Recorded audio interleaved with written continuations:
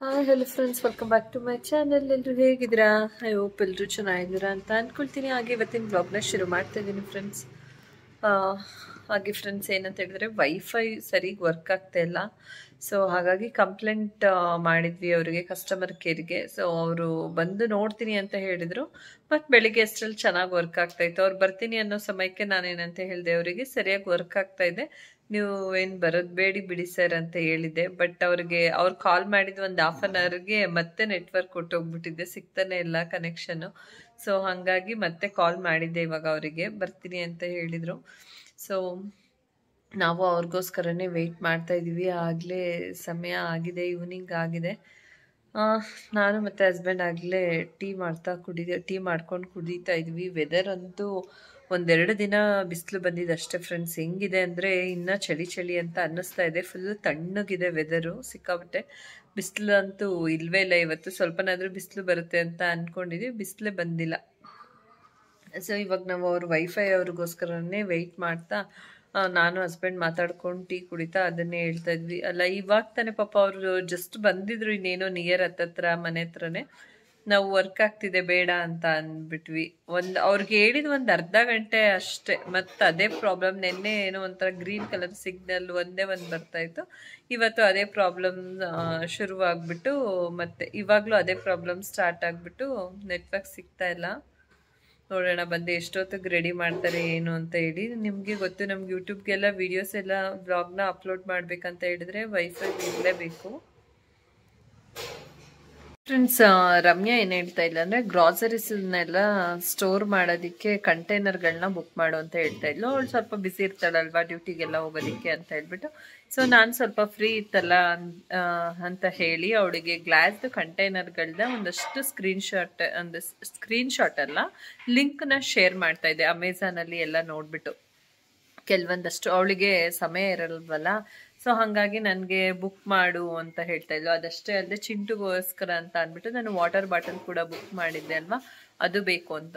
ನಾನು ಅದು actually ಮಿಂತ್ರಾದಲ್ಲಿ book ಮಾಡಿದ್ದು ವಾಟರ್ ಬಾಟಲು. ಅವಳಿಗೆ ನಾನು ಅದು ಲಿಂಕ್ ಕಳಿಸಿಲ್ಲ ಇನ್ನು, ವಾಟರ್ ಬಾಟಲ್ ಲಿಂಕು. ಬಟ್ ಕಂಟೈನರ್ಗಳದ್ದು ಒಂದಷ್ಟು ಕಳಿಸಿದ್ದೀನಿ, ನೋಡೋಣ ಅವಳು ಯಾವುದಾದ್ರಲ್ಲಿ ಚಾಯ್ಸ್ ಮಾಡ್ತಾಳೆ ಅಂತ ಹೇಳ್ಬಿಟ್ಟು. ಒಂದು ಹಾಫ್ kg ನೋಡು ಅಂತ ಹೇಳಿದ್ಲು.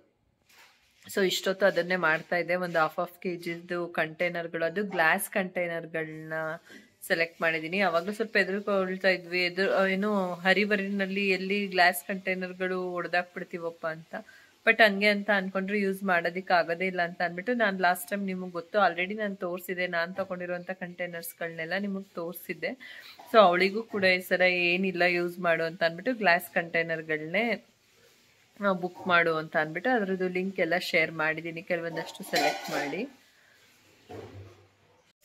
ಹಾಗೆ ಫ್ರೆಂಡ್ಸ್, ನಾನು ಅಮೆಝಾನಿಂದ ಈ ಡಿಸೈನರ್ ಪೆನ್ನಿ ಪಾಸ್ತಾನ ಬೈ ಮಾಡಿದ್ದೀನಿ. ಹಾಗೆ ಈ ಡಿಸೈನರ್ ಪೆನ್ನಿ ಪಾಸ್ತಾನ ಯೂಸ್ ಮಾಡಿಕೊಂಡು ಪಾಸ್ತಾ ರೆಸಿಪಿನ ಮಾಡ್ತಾ ಇದ್ದೀನಿ.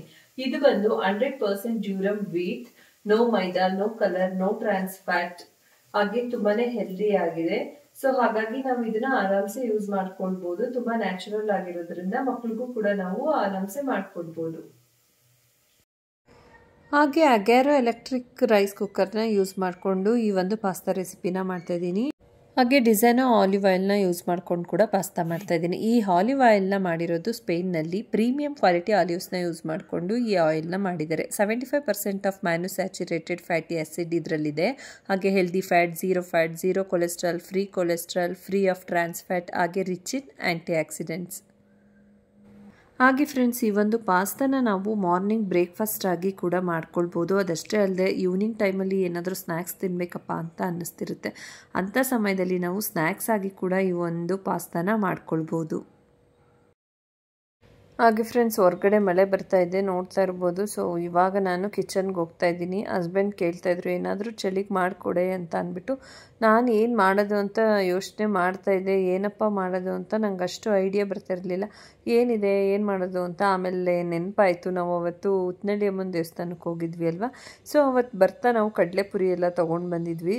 ಆ ಕಡಲೆಪುರಿ ಇತ್ತಲ್ಲ, ಸೊ ಅದನ್ನೇ ಈಗ ಒಗ್ಗರಣೆ ಮಾಡೋಣ ಅಂತ ಅಂದ್ಕೊಂಡು ಕಡಲೆಪುರಿ ಒಗ್ಗರಣೆ ಮಾಡೋದಕ್ಕೆ ಎಲ್ಲ ರೆಡಿ ಮಾಡ್ಕೊಳ್ತಾ ಇದ್ದೆ. ಸೊ ಎಲ್ಲ ಇಂಗ್ರೀಡಿಯೆಂಟ್ಸು ಮನೆಯಲ್ಲೇ ಇದ್ದಿದ್ದರಿಂದ ನನಗೆ ಈ ಒಂದು ರೆಸಿಪಿ ಮಾಡ್ಕೊಳ್ಳೋದಕ್ಕೂ ಕೂಡ ಈಸಿ ಆಯಿತು. ಅವ್ರಿಗೂ ಚಳಿಗೆ ಏನಾದರೂ ಮಾಡ್ಕೊಡೋದಕ್ಕೂ ಸುಲಭ ಆಯಿತು ನನಗೆ.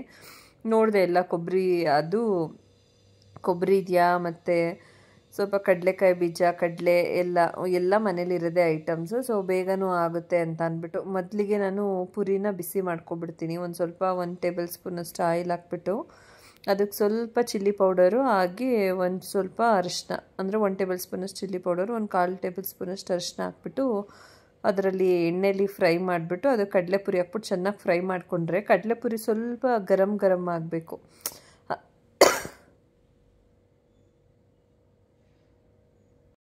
ಆ್ಯಕ್ಚುಲಿ ಫ್ರೆಂಡ್ಸ್, ಈ ಕಡಲೆಪುರಿ ನಾವು ಉತ್ತನಳ್ಳಿಯಮ್ಮನ ದೇವಸ್ಥಾನಕ್ಕೆ ಹೋದಾಗ ಅಲ್ಲಿ ಸ್ವಲ್ಪ ಚುರುಮುರಿ ಮಾಡಿಸ್ಕೊಂಡಿದ್ವಿ ಅಲ್ಲೇ.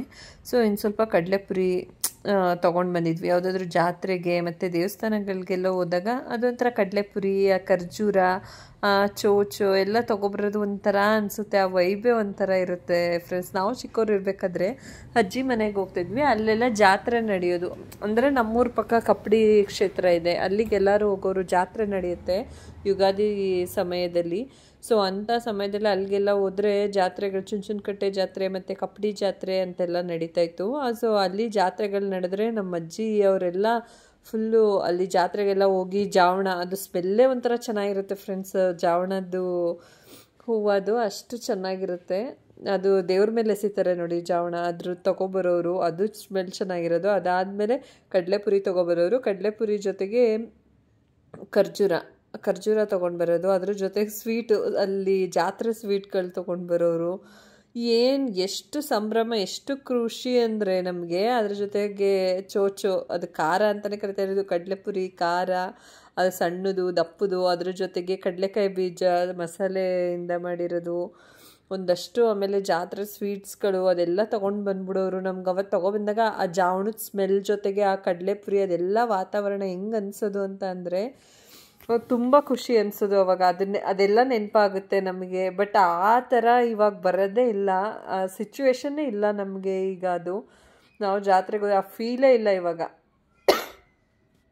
ಫುಲ್ಲು ಅಷ್ಟೊಂದು 5 ಸೇರು 6 ಸೇರು ಆ ಥರ ತೊಗೊಬರೋರು ಕಡಲೆಪುರಿ ಎಲ್ಲ ಅವರು. ಆಮೇಲೆ ಅದಷ್ಟೇ ಅಲ್ಲದೆ ಹೆಂಗಿರ್ತಿತ್ತಂದರೆ ಅಜ್ಜಿ ತಾತ ಏನು ಮಾಡೋರು, ಹೋಗಿರಲ್ವಲ್ಲ ಅವ್ರ ಮನೆಗೆ ಸ್ವಲ್ಪ ತೆಂಗಿನಕಾಯಿ ಕೆಚ್ಬಿಟ್ಟು ಅದನ್ನೆಲ್ಲ ಹಾಕಿ, ಆ ಕಡಲೆಪುರಿ ಹಾಕಿ, ಆ ಸ್ವೀಟ್ ಏನು ತಂದಿರ್ತಾರೆ ಅದು ಖರ್ಜೂರ ಎಲ್ಲ ಹಾಕಿ ಪ್ರಸಾದ ಅಂದ್ಬಿಟ್ಟು ಅಕ್ಕಪಕ್ಕದ ಮನೆಗೆ ಯಾರು ಹೋಗಿರಲ್ಲ ಅವ್ರ ಮನೆಗೆಲ್ಲ ಕೊಡ್ತಾಯಿದ್ರು. ನಾವು ತೊಗೊಂಡೋಗಿ ಕೊಡ್ತಾಯಿದ್ವಿ ಪ್ಲೇಟಲ್ಲಿ ಇಸ್ಕೊಂಡು ಊರಿಗೆ ಹೋದಾಗ ರಜಕ್ಕೆ. ಸೊ ಅದೆಲ್ಲ ಮೆಮೊರೀಸ್ ಬರುತ್ತೆ ನನಗೆ ಕಡಲೆಪುರಿ ಅಂತ ಅಂದ್ರೇ. ಸೊ ನಾವು ಹಂಗೇ ದೇವಸ್ಥಾನಕ್ಕೆ ಹೋದಾಗ ನನಗೆ ಈ ಕಡಲೆಪುರಿ ಅದೆಲ್ಲ ನೋಡಿದ್ದೀನಲ್ವ. ಸೊ ನಾವು ಹಂಗೆ ತೊಗೊಳ್ಳೋ ಅಭ್ಯಾಸ, ಹಂಗೆ ತೊಗೊಬಂದಿದ್ದು. ಬಟ್ ಯಾರೂ ತಿಂದಿರಲಿಲ್ಲ. ಇವತ್ತಾದರೂ ಒಗ್ಗರಣೆ ಮಾಡೋಣ ಅಂದ್ಬಿಟ್ಟು ಕೇಳಿದ್ರಲ್ಲ ಚಳಿಗೆ ಏನಾದರೂ ಮಾಡು ಅಂತ ಅಂದ್ಬಿಟ್ಟು ನೆನಪಾಯಿತು, ಇದೇ ಮಾಡೋಣ ಅಂತ. ನೋಡಿ, ಇಷ್ಟು ಒಂದು ಕಡಲೆಪುರಿ ಇಷ್ಟು ಮೆಮೊರೀಸ್ನ, ನಮ್ಮದು ಚೈಲ್ಡ್ಹುಡ್ ಮೆಮೊರೀಸ್ನ ನಮಗೆ ತಂದುಕೊಡ್ತು ಅಂತ ಹೇಳ್ಬೋದು. ನಮ್ಗೆ ಏನೇ ಕೊಟ್ಟರು ಈ ಬಾಲ್ಯ ನಮಗೆ ಮತ್ತೆ ಸಿಗೋದಿಲ್ಲ. ಹಾಗೆ ಫ್ರೆಂಡ್ಸ್, ಆವಾಗಲೇ ನೋಡಿದ್ರಿ ಅಲ್ವಾ, ನಾನು 1 ಟೇಬಲ್ ಸ್ಪೂನ್ ಎಣ್ಣೆ ಹಾಕ್ಬಿಟ್ಟು ಅರಿಶಿನ ಹಾಕಿ ಚಿಲ್ಲಿ ಪೌಡರು ಸ್ವಲ್ಪ ಸಾಲ್ಟ್ ಹಾಕ್ಬಿಟ್ಟು ಕಡಲೆಪುರಿನ ಬಿಸಿ ಮಾಡ್ಕೊಂಡಿದ್ದೆ ಚೆನ್ನಾಗಿ.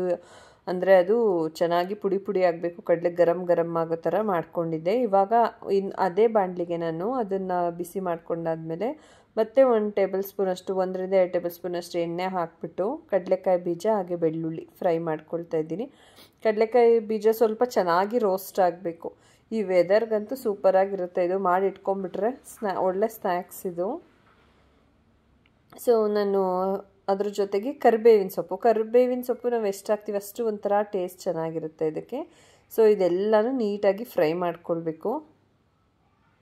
ಹಾಗೆ ಒಣ ಕೊಬ್ಬರಿ ಚೆನ್ನಾಗಿ ಕಟ್ ಆ್ಯಕ್ಚುಲಿ ಒಣ ಕೊಬ್ಬರಿ ಹಾಕ್ತಾಯಿದ್ದೀನಿ ಇವಾಗ. ಮಧ್ಯೆ ಸಿಗ್ತಾಯಿದ್ರೆ ಅದ್ರದ್ದೇ ಟೇಸ್ಟು, ಅದು ಘಮನೇ ಒಂಥರ.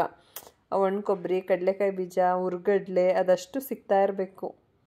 ಹಾಗೆ ಫ್ರೆಂಡ್ಸ್, ನೀವು ಕೂಡ ಕಮೆಂಟ್ ಮಾಡಿ, ನಿಮ್ಮ ಬಾಲ್ಯದಲ್ಲಿ ನಿಮ್ಮ ಅಜ್ಜಿ ತಾತ ಏನಾದರೂ ಈ ಥರ ಜಾತ್ರೆದು ಪುರಿ ತಿಂಡಿ ಎಲ್ಲ ತಂದುಕೊಡ್ತಾ ಇದ್ರಾ? ಅದನ್ನು ನೀವೇನಾದರೂ ಮಿಸ್ ಮಾಡ್ಕೊಳ್ತಾ ಇದ್ದೀರಾ ನಂತರ ನೀವು ಅಂತ ಏನಾದರೂ ಮಿಸ್ ಮಾಡ್ಕೊಳ್ತಾ ಇದ್ರೆ ಹೌದು ಮಿಸ್ ಮಾಡ್ಕೊಳ್ತಾ ಇದ್ದೀವಿ ಅಂತ ನೀವು ಕೂಡ ಕಮೆಂಟ್ ಹಾಕಿ. ಯಾರ್ಯಾರೆಲ್ಲ ಮಿಸ್ ಮಾಡ್ಕೊಳ್ತಿದ್ದೀರಾ ನಂತರನೇ ಅಂತ ನನಗೂ ಗೊತ್ತಾಗುತ್ತೆ. ಏನಕ್ಕಂದರೆ ಎಷ್ಟೊಂದು ಸತ ನಾವು ಅಂದ್ಕೊಂಡಿರ್ತೇವೆ ನಾವು ಮಾತ್ರ ಹಿಂಗೆ ಅಥವಾ ಎಲ್ಲರಿಗೂ ಹಿಂಗೆ ಅನಿಸುತ್ತಾ ಅಂತ ಅನಿಸ್ತಿರುತ್ತೆ. ಬಟ್ ಕೆಲವೊಂದು ಸತ ಆಮೇಲೆ ಗೊತ್ತಾಗುತ್ತೆ ಎಲ್ಲರಿಗೂ ಹಂಗೆ ಅನಿಸುತ್ತೆ ಅಂತ. ಇವಾಗ ಹುರ್ಗಡ್ಲೆ ಆ್ಯಡ್ ಮಾಡ್ಕೋತಾ ಇದ್ದೀನಿ. ಅದನ್ನು ಕೂಡ ಸ್ವಲ್ಪ ಚೆನ್ನಾಗಿ ಫ್ರೈ ಮಾಡ್ಕೋಬೇಕು. ಅದ್ರ ಜೊತೆನೇ ಎಲ್ಲ ಗರ್ಗರಿ ಆಗಿದ್ರೆ ಚೆನ್ನಾಗಿರುತ್ತೆ.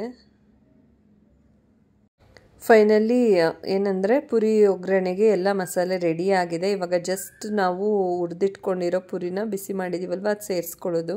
ಹಾಗೆ ಫ್ರೆಂಡ್ಸ್, ಈ ಮಂಡಕ್ಕಿ ಮಾಡಬೇಕಾದ್ರೆ ನಾವು ಈ ಪುರಿನ ಒಗ್ಗರಣೆ ಮಾಡ್ಕೋಬೇಕಾದ್ರೆ ಕೊಬ್ಬರಿನ ಮಿಸ್ ಮಾಡದೇ ಇದ್ರೆ ತುಂಬ ಚೆನ್ನಾಗಿರುತ್ತೆ. ಏನಂತಂದರೆ ಕೊಬ್ಬರಿ ತಿನ್ಬೇಕಾದ್ರೆ ನಮಗೆ ಬಾಯಿಗೆ ಸಿಗ್ತಾ ಇದ್ರೇ ಅದೇ ಒಂಥರ ಟೇಸ್ಟ್ ಅಂತ ಅನಿಸ್ತಿರುತ್ತೆ.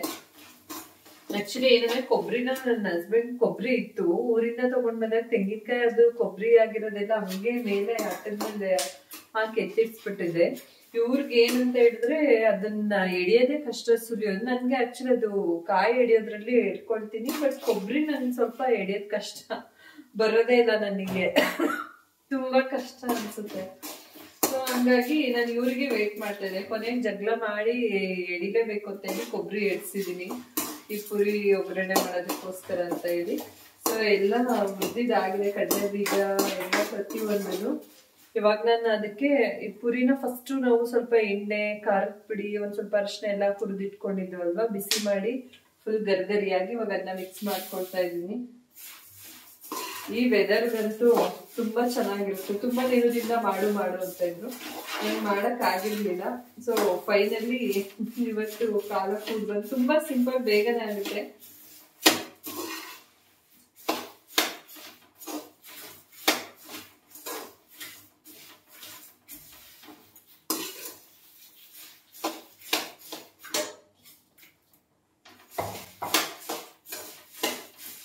ಫೈನಲಿ ರೆಡಿ ಆಗಿದೆ. ಏನು ಜಾಸ್ತಿ ಟೈಮೇ ತಗೊಂಡಿಲ್ಲ, ಒಂದು 10 ನಿಮಿಷದಲ್ಲೆಲ್ಲ ರೆಡಿ ಆಗಬೇಕು. ಹಾಗೆ ಫ್ರೆಂಡ್ಸ್, ಮಂಡಕ್ಕಿ ಏನೋ ರೆಡಿ ಆಯಿತು. ಇವಾಗ ಈ ಪುರಿನ ತೊಗೊಂಡೋಗಿ ಹಸ್ಬೆಂಡ್ಗೆ ಹಾಕ್ಕೊಡ್ತೀನಿ. ಈ ಒಂದು ಪುಟ್ಟ ವ್ಲಾಗ್ ನಿಮ್ಗೆ ಏನಾದರೂ ಇಷ್ಟ ಆಗಿದ್ರೆ ದಯವಿಟ್ಟು ಲೈಕ್ ಮಾಡೋದನ್ನ ಮರಿಬೇಡಿ ಫ್ರೆಂಡ್ಸ್.